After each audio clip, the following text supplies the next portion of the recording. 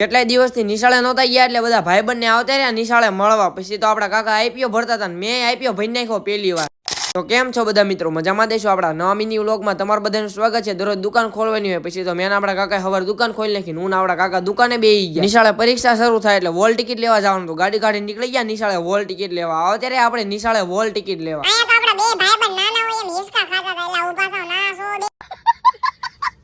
જેવું વહી ગયું, રિસેસ પડી ગઈ. પછી તો આપણો ભાઈબંધ ડાબલો ને આપણો ભાઈબંધ ધવલ બે આપણને મળવા આવ્યા. પછી તો બે ભાઈબંધ ને મળી લીધું. ચોપડા ગાડીમાં મૂક્યા, ગાડી કાઢી નીકળી ગયા પાછા ઘર બાજુ. નિશાળેથી ચોપડા ઘરે મૂકી દીધા. પછી તો દુકાને બેહવા આવતા રહ્યા. દુકાને પછી તો આકાશભાઈ આવ્યા આપણા કાકાને કે આઈપીઓ ભરી દો. પછી તો આપણા આકાશભાઈ ને આપણા કાકાએ બે થઈને આઈપીઓ ભરી નાખ્યા. મને આઈપીઓ ભરવાનું મન થયું. પછી તો ઘરેથી આપણા પપ્પાનો ફોન લઈ આવ્યા ને આપણા કાકાને ફોન દઈ દીધો ને આપણા કાકાએ આઈપીઓ ભરી નાખ્યો. કોણે કોણ આઈપીઓ ભરેલો હોય કોમેન્ટ તો કરો. બપોરનો 1 વાગો આવી ગયો, ઘરે જમવા જવાનું હોય. પછી તો મેં આપણા કાકાએ દુકાન બંધ કરી દીધી ને ઘરે જમવા 1 કલાક પછી બપોરના 2 વાગી ગયા. આપડા કાકા કે દુકાન ખોલી નાખીએ. દુકાને બેહવા. પછી તો દુકાને બેહવા આવતા રહ્યા. આપણી શેરીમાં સી આવ્યો